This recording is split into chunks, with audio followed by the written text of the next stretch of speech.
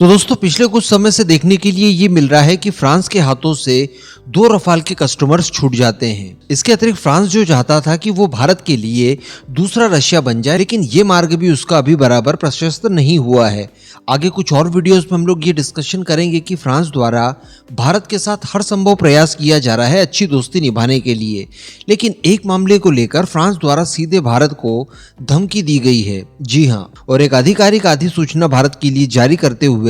भारत को कुछ चेतावनियां दी है। दरअसल कुछ इस तरह की चीजें निकलकर सामने ये आ रही है कि भारत कजाकिस्तान के माध्यम से फ्रांस के विमानों के लिए स्पेयर पार्ट्स और अलग अलग सब सिस्टम्स टेक्नोलॉजी वगैरह एक्सपोर्ट कर रहा है, जिसमें यहाँ तक की बातें बताई गई है कि इन सारी टेक्नोलॉजीज में और इन सारे सब सिस्टम स्पेयर पार्ट्स वगैरह में साफरान और थेल्स जो कि फ्रांसीसी कंपनियां हैं और इन्हीं के एवियोनिक्स वगैरह रफाल में इस्तेमाल किए जाते हैं, उनकी सप्लाई भी भारत द्वारा रशिया को की गई है। तो अभी तक आप समझ चुके होंगे कि जिस मामले को लेकर आज हम लोग डिस्कशन करने जा रहे हैं मामला काफी गंभीर है। इस वजह से वीडियो के अंत तक जरूर बने रहिएगा और अपने खुद के इस चैनल को सब्सक्राइब जरूर कर लीजिएगा। तो देखिए, कजाकिस्तान वो देश जो कि रशिया के इन्फ्लुएंस में है, लेकिन कुछ समय पहले उसने फ्रांसीसी रफाल खरीदने की बात कही थी और डील के काफी नजदीक भी पहुंच गए थे, लेकिन रशिया का प्रेशर पड़ता है और फ्रांस से रफाल खरीदने का ये लोग इरादा बदल देते हैं। इसके अतिरिक्त मैंने कुछ ही समय पहले आपको वीडियो बनाकर बताया था कि सर्बिया और फ्रांस के बीच में जो रफाल डील हुई है वो भी संभवतः कैंसिल हो सकती है, क्योंकि सर्बिया इस समय ब्रिक्स में इंटरेस्ट ले रहा है और ये परिस्थितियां फ्रांस के लिए बिल्कुल भी सूटेबल नहीं हो सकती। लेकिन इसी बीच बताया ये जा रहा है कि फ्रांस द्वारा भारत को आधिकारिक तौर पर यह सूचना दी गई है कि आप रशियन Su-30 MKI के मेंटेनेंस संबंधित किसी भी तरह का कोई भी पार्ट्स वगैरह कजाकिस्तान के माध्यम से रशिया को न भेजें। जी हाँ, एक्चुअली पिछले कुछ समय से आप लगातार देख पा रहे होंगे कि भारत द्वारा Su-30 MKI के स्पेयर पार्ट्स वगैरह, इससे संबंधित अपग्रेडेशन की जितने पैकेज वगैरह हैं, वेपन्स वगैरह हैं, ये उन सभी देशों को ऑफर किए जा रहे हैं जो कि Su-30 MKI के यूजर्स हैं। और रशिया चूंकि ये सारी चीजें उन्हें प्रोवाइड नहीं करवा पा रहा है, इस वजह से भारत अपनी एक्सपर्टीज का इस्तेमाल करते हुए ये सारे पार्ट्स वगैरह तैयार करके उन्हें ऑफर कर रहा है। तो यहीं पर बताया ये जा रहा है कि दरअसल कजाकिस्तान की एक कंपनी है जिसका नाम ARC ग्रुप है। तो बताया ये जा रहा है कि रशियन एयरफोर्स के Su-30 विमान इसी कंपनी में रिपेयर मेंटेनेंस वगैरह के लिए जाते हैं।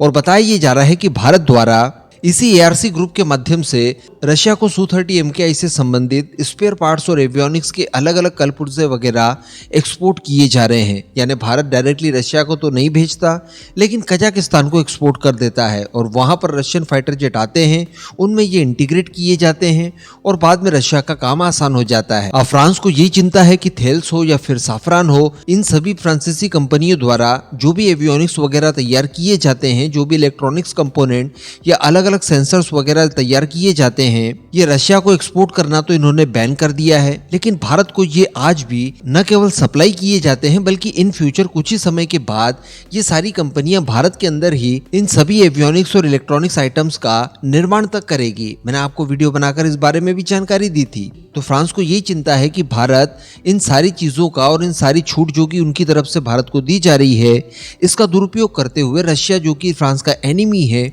उसे स्पेयर पार्ट्स वगैरह एक्सपोर्ट कर रहा है। तो ये सारी चीजें भारत बंद कर दे, इस तरह की अधिसूचना फ्रांसीसी गवर्नमेंट द्वारा भारत की गवर्नमेंट को आधिकारिक तौर पर दी गई है। ये जो इस समय लिस्ट आप देख पा रहे हैं, ये उन उपकरणों की लिस्ट है जो कि फ्रांसीसी कंपनी थेल्स और साफरान तैयार करती है और ये भारत के पास मौजूद भी हैं। और फ्रांस को ये चिंता है कि यही सारे के सारे पार्ट्स वगैरह भारत कजाकिस्तान के माध्यम से रशिया को एक्सपोर्ट कर रहा है, जैसे कि थेल्स द्वारा बनाए गए रेडियो नेविगेशन सिस्टम, इसके अलावा थेल्स के द्वारा ही बनाए गए मल्टी फंक्शनल डिस्प्ले, या फिर साफरान द्वारा तैयार किया गया नेविगेशन सिस्टम सिग्मा 95 NAA। वैसे मैं आपको बता दूं कि ये सारे उपकरण वगैरह किसी जमाने में रशिया डायरेक्टली फ्रांस से ही खरीदता था, लेकिन चूंकि इस समय तो प्रतिबंध लगा दिए गए हैं। इसके बावजूद बताया ये जा रहा है कि बड़ी संख्या में रशियन विमान एयरवर्दी है, वो ऑपरेशनल है। अभी तक उनके हिसाब से अभी तक इनमें से मैक्सिमम विमान जो कि रशियन है, इन्होंने ग्राउंडेड हो जाने चाहिए थे, क्योंकि फ्रांस द्वारा सप्लाई बंद कर दी गई है। लेकिन फिर भी ऐसा अगर नहीं हुआ है तो यहाँ पर लॉजिक ये लगाया जा रहा है कि इनकी सप्लाई समय समय पर भारत द्वारा ही रशिया को की गई है। वैसे मैं आपको बता दूं कि भारत को तो केवल अधिसूचना ही जारी की गई है और एक रिक्वेस्ट की गई है कि देखिए आप इस तरह की चीजें आगे ना करिए। लेकिन कजाकिस्तान की बात की जाए तो फ्रांस तो इनके ऊपर काफी ज्यादा नाराज है और बताया ये जा रहा है कि फ्रांसीसी कंपनी थेल्स और साफरान कजाकिस्तान की इन सभी फैसिलिटीज के ऊपर कोर्ट केस तक करने के लिए मन बना चुका है कि इन्होंने फ्रांस के साथ जो करार किए थे उन करारों को तोड़ते हुए रशिया को इन उपकरणों की सप्लाई में बीच में मदद की है। तो वैसे इन सब का मतलब ये तो खैर नहीं होगा कि इन सब से भारत और फ्रांस के बीच के संबंध जो हैं वो खराब हो सकते हैं, लेकिन अभी तक भारत की जो एक इमेज थी कि किसी भी तरह की हाई एंड टेक्नोलॉजी वाला वेपन आप भारत को एक्सपोर्ट कर दीजिए, कोई भी देश हो, भारत के अंदर एक ऐसा इकोसिस्टम तैयार है और भारत इतनी ऑनेस्टी से इन सारे हाई एंड टेक्नोलॉजी वाले वेपन्स को इस्तेमाल करता है कि कभी आज तक किसी भी देश की टेक्नोलॉजी को कहीं भी अन्य देश तक ना तो लीक होने दिया और ना ही उसका दुरुपयोग करते हुए खुद उसकी रिवर्स इंजीनियरिंग की और ना ही किसी तीसरे देश को